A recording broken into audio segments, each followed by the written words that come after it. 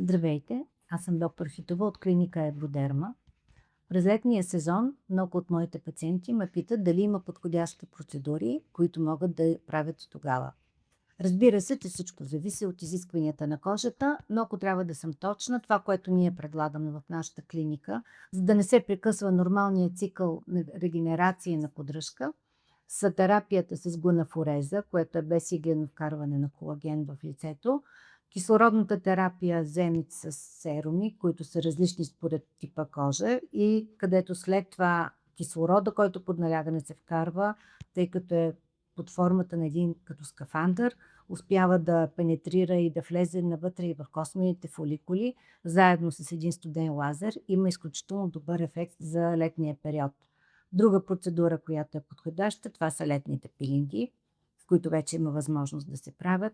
И разбира се, радиочестотната терапия, която не е фотозависима. Така че, ако имате някакви въпроси, ако имате някакви желания, ако сте убедена, че трябва да продължите и през лятото, както ние препоръчваме, не се колебайте да ни се обадите, да запишете своя час за консултация.